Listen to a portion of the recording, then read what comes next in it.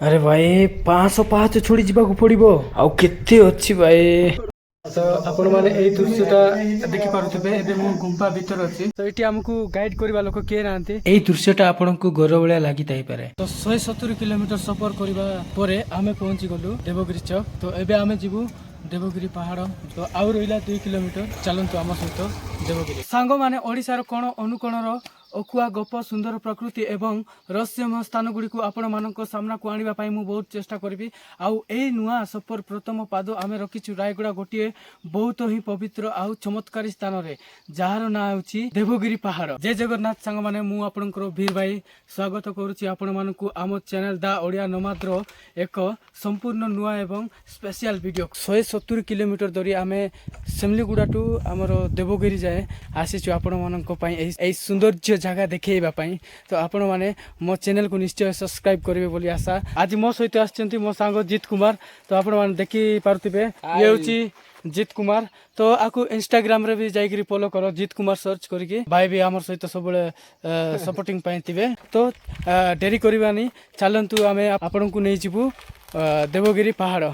आपण माने जदि आछंती सेमलीगुड़ा टू लखीमपुर आसीबे लखीमपुर टू गुम्मा गाँव रे पहुंचीबे। गुम्मा गाँव टू लेफ्ट साइड रास्ता अछि आउ सीधा रास्ता अछि। तो आमे लेफ्ट साइड जाउछु। गुम्मा गाँव टू लेफ्ट साइड रास्ता शॉर्टकट हबो। तो रास्ता बहुत खराब अछि आपण सीधा रास्ता देई कि भी रायगड़ा देई कि भी जाई पारिबे। तो आमे खोजरी कोली देखिलु। तो सेठी देखंतु खोजरी कोली हम ଟିକେ खोजरी कोली खाइ आछि। तो मु खोजरी कोली थळीबाकू जाउछि।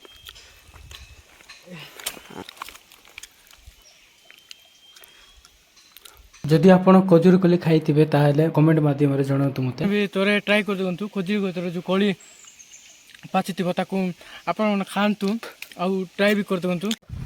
तो हम एबे बालिया फदारे अछु। तो एटू 25 किलोमीटर हबो देवगिरी देवगिरी देवगिरी सीधा हां ठीक है सीधा जाई लेफ्ट साइड।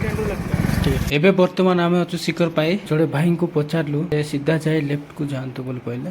तो भाई माने देखि पारुथिबे आमे बे शिखर पाई रो रास्ता रे शिखर पाई आमे पहुंचलु। शिखर पाई रो आपण लेफ्ट को जिबे लेफ्ट को गले आपण मान को देखा जिबो जे गोटे अलगा एरिया रे आसीचु सेमती लागिवो। देवगिरी जाउछन कि हां जिबा जिबा आमे सेमती उडा जड़े मौसा देवगिरी दे जाउथिले तो हमको रास्ता देखैबार साहाय्य कले। फाइनली आमे पहुंची गलो देवगिरी चौक पाखरे। धन्यवाद मौसा आपण कुआड जिबे हम एटी के दी हां ठीक अछि हां सेठी के बेते हां हां चल चल काई को उठा गले गले आराम से रखिबो तो आराम ना वीडियो करो जाउ हां बले बढ़िया हां आपण मानकु भी किए साहाय्य मांगिले निश्चय साहाय्य करिवे। जति साहाय्य करितबे कमेंट माध्यम रे मते जणावंतु। तो 170 किलोमीटर सफर करबा परे आमे पहुंची गलु देवगिरी चौक। तो एबे आमे जिवु देवगिरी पहाड़ आउ रहिला 2 किलोमीटर। तो चलंतु आम सहित देवगिरी। तो फाइनली आमे पहुंची जाइछु देवगिरी। आपण माने देखि पारुथिबे ये होची तारो फास्ट एंट्री पचरेटी सुची जो पाँच से स्टार्ट करबा पाँच चढ़ीबा। तो चलंतु आपण मानकु नै। तो एठी पानी रो व्यवस्था बहुत किछि अछि किछि असुविधा नै। मो सफा सरीला पीवा पानी भी नहीं जाइतिबा आमे गाड़ी रखिकी एबे ए 5 देगिरी जीवो। देखि पारतबे केते मस्त सुंदर भी अछि। तो देखि पारतबे आमे एबे वर्तमान तार स्टार्टिंग फास्ट रे अछु। तो एबे आमे जीवा को पड़िबा 505 चढ़ी। तो जीवा 505 चढ़ी की आमे देवगिरी रे टॉप हिल रे पहुंची। ये देखंतु केते बड़ो हेकरी अछि पहाड़टा। चप्पल पिंदी की जाए ना चप्पल खोली की जाए पचारिबा कहीं ना एते बड़ पवित्र जगह रे चप्पल पिंदी कर गलो बो नाय एडी रखि देबु। तो केते जण जाउछंती तो बाबा कहले जदी मानुचो ताले चप्पल खोली की जदी मानुनो तो चप्पल पिंदी की भी जाई पारबो हमें सेटा कहि पारबोनी बोले कहले। तो आपण मान जदी सत्य भगवान को मानुचंती ता चप्पल खोली की जो मंदिर भी प्रवेश करिवे। तो मु चप्पल खाड़ी प्रवेश करूची 500 सीट चढ़ी की टॉप हिल रे पहुंचीबे। तो जाउछु हमें देवगिरी टॉप हिल रे हमें फर्स्ट टाइम आसिलु किंतु नडिया एटी बिक्री करूचंती बोली भाबले बाकी एटी नडिया बिक्री करू नांती। तो एटी देखंतु ये होची स्टार्टिंग एई पाहाच स्टार्टिंग रु हमें जीवो सीधा ऊपरु माने टॉप भाई देखुचंती। तो एते करा आउ खाली पादरे एते गरम हेची मोर गोड़ो पूरा निया लाग गला पर लागुची। तो चलंतु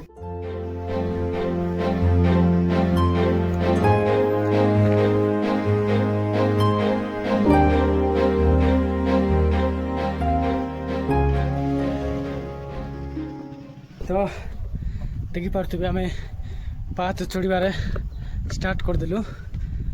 ତ ଏମିତି ଆପଣମାନେ ବି ଆସିଲେ ପାହାଚ ଚଢ଼ିବାରେ ଷ୍ଟାର୍ଟ କରିଦିଅନ୍ତୁ। ପାଖାପାଖି 220 ପାହାଚ ଚଢ଼ିଲା ପରେ ଆପଣଙ୍କୁ ଏମିତି କିଛି ଦେଖାଯିବ। ସମୁଦ୍ର ତପନ ପ୍ରାୟ 50 ଫୁଟର ଉଚ୍ଚରେ ଥିବା ଏହି ପାହାଡ଼ ଶୀର୍ଷରେ ବିରାଜମାନ କରିଛନ୍ତି ସ୍ୱୟଂ ମହାଦେବ ଗଙ୍ଗାଧର। କୁହାଯାଏ ଯେ ଏଠାକାର ପ୍ରତିଟି ପଥରରେ କିଛି ନା କିଛି କାହାଣୀ ଲୁଚି ରହିଛି। ଆଜି ଆମେ ଏହି ପାହାଡ଼ର 470ରୁ ଅଧିକ ପାହାଚ ଚଢ଼ି ଉପରକୁ ଯିବା, ସେଠାକାର ଅଦ୍ଭୁତ ପଞ୍ଚକୁଣ୍ଡ ଦେଖିବା ଏବଂ ଏହି ଜାଗାର ସମ୍ପୂର୍ଣ୍ଣ ରହସ୍ୟକୁ ଏକ୍ସପ୍ଲୋର କରିବା।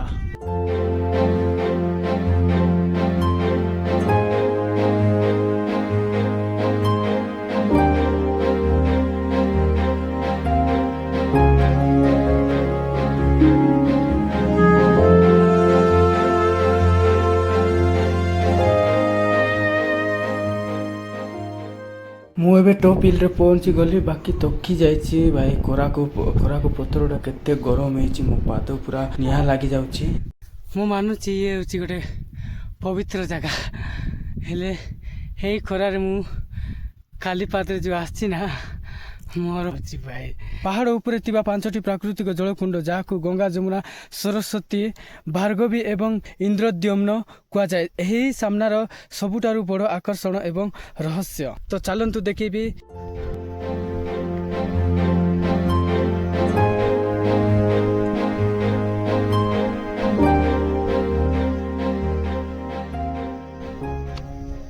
ତ ଏଠି ଆମକୁ ଗାଇଡ୍ କରିବା ଲୋକ କିଏ ନାହାନ୍ତି।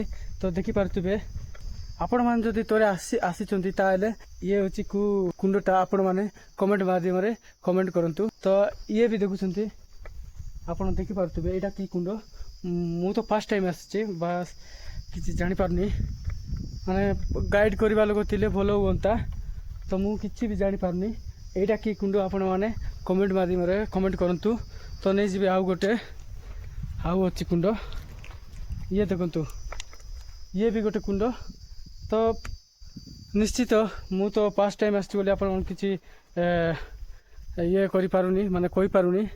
ତ ଆପଣମାନେ ଯଦି ଜାଣିଥିବେ କମେଣ୍ଟ ମାଧ୍ୟମରେ କମେଣ୍ଟ କରନ୍ତୁ। ପ୍ରାୟ କୁଣ୍ଡ ଅଛି, ବାକି ଏତେ ଗିଣ୍ଡିଆ କରି ରଖୁଛନ୍ତି ଏହି ପବିତ୍ର ଜାଗାରେ। କ'ଣ ଅଳିଆ କରିବାଟା କ'ଣ ଠିକ୍ କି? ଆପଣମାନେ ଠିକ୍ କି ଭୁଲ? ତ କମେଣ୍ଟ ମାଧ୍ୟମରେ କମେଣ୍ଟ କରନ୍ତୁ। ଦେଖନ୍ତୁ ଚାରିଆଡ଼େ ଅଛି।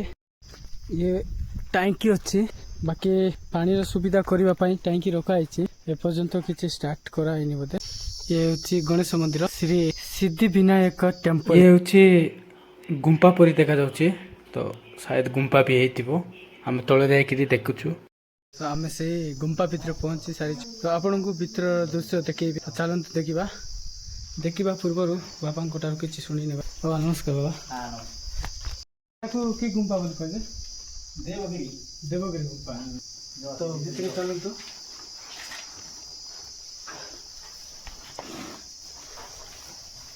बारिष्टि श्याम द्रस्तु शिवार समस्त शंकरी भवानी नीलकंठेश्वर प्रसाद श्यामति शांति महादेवता। ଏହି ଦେଖ ଭାଇ, ମାନେ ଏହି ଗୁମ୍ଫା ଭିତରେ ଜିଅନ୍ତା ନାଗ ସାପ ଗୁଡ଼ାକ ଅଛନ୍ତି। ତ ଆମେ ତ ଜାଣିନୁ, ବାବା ତାଙ୍କର କହୁଥିଲେ।